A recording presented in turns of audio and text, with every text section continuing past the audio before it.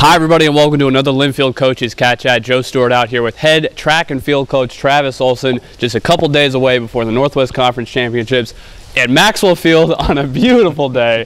Coach, how you doing today? Good, how are you? Yeah. Good. And I know you're fine rolling with the weather because you're a track coach and this is what you're used to. Yeah, you got to. I mean, it's rain or shine. I mean, our athletic director, my coach, always said sunny and 75. We just got to keep that mindset and go out and compete. Sunny and 75 up here. Yep. All right. Well, so you guys have already been through a good stretch of your 2/3 of your season, really. You'll have a few more meets after Northwest Conference Championships right now.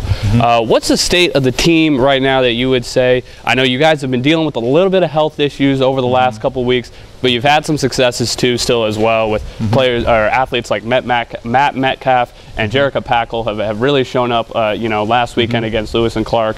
So just how are you feeling about the group right now as you've pared it down to your top performers looking ahead to conference? Yeah, I mean, I feel good. I think all year the message has been just prepare as if it's a conference championship each week, and that's what we try and do. And so this is what we've been shooting for. This is where we are trying to peak with our workouts.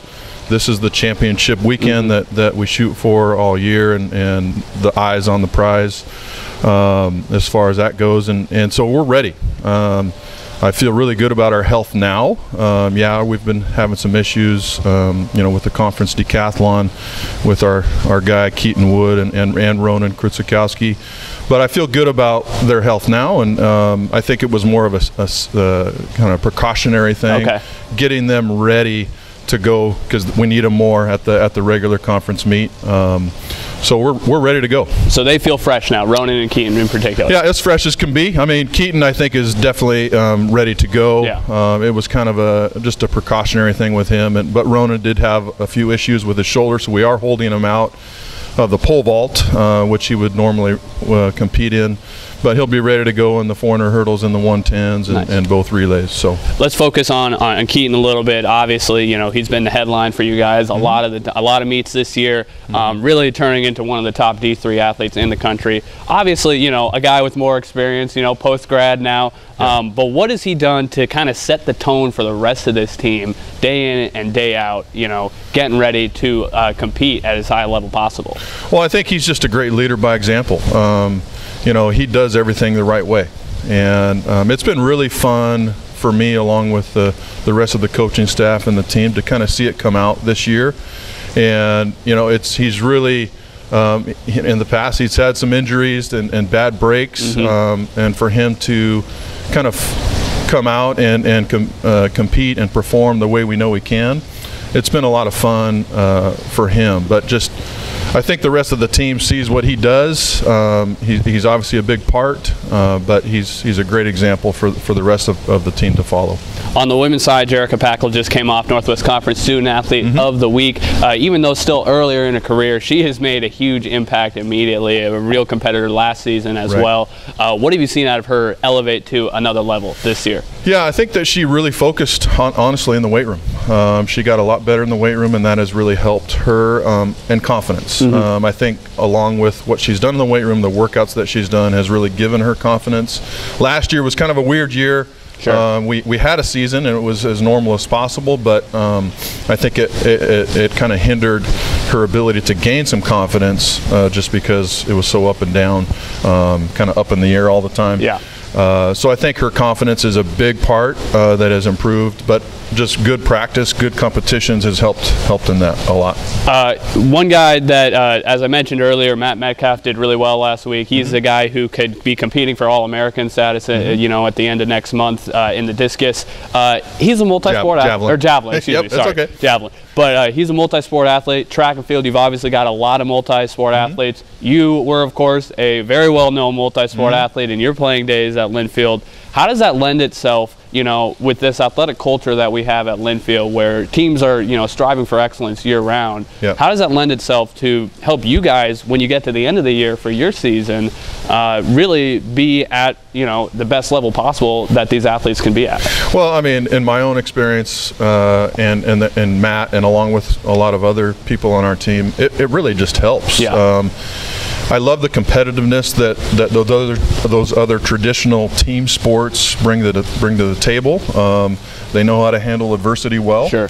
That helps a lot, and I think that just the demeanor that Matt has, along with those other dual sport athletes that we have, really just helps the overall team dynamic, the atmosphere, and helps us approach the competition the way we want to. Yeah. How key is that? Do you think even in individual sport like track and field, how does that team bonding and that closeness that you would normally see on a team sport, how does it have a positive contribution for everybody in their individual events? It's big. I think it's really big. But, you know, as a team and as a coach, I have to do my job to kind of help put people in a position to get to know one another a little bit, because you're not, you know, the distance runners are doing their thing, the throwers are doing their thing. So as a coach, we have to kind of get those groups together.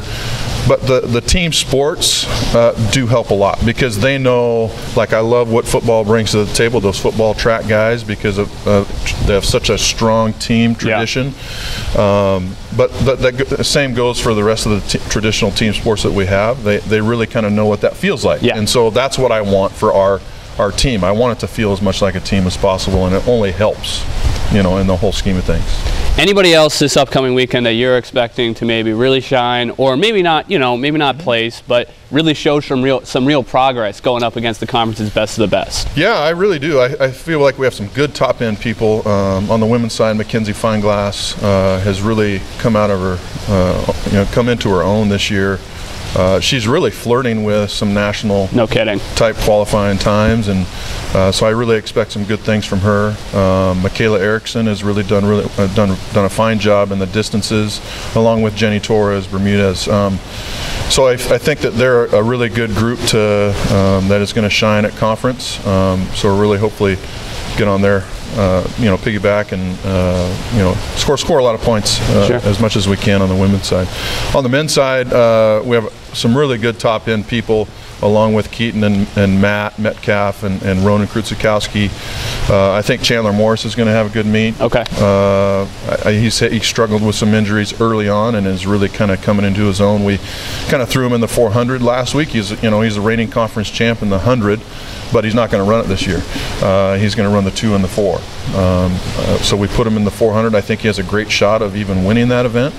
Dylan Jackson is really someone that is kind of, I expected him to do well. He kind of took his lumps last year, but I think that he has a good shot of winning both the 1 and the 2. Either Keaton or him will win. And then Jacob Slifka in the discus. He's the reigning conference champion in the discus. I think he has a good shot of repeating. So with that group right there, and then we have some good, solid, young distance kids that I think can surprise some people. Alex Othout and Calvin Cahill is really running well right now in the 800, and Connor Dooley.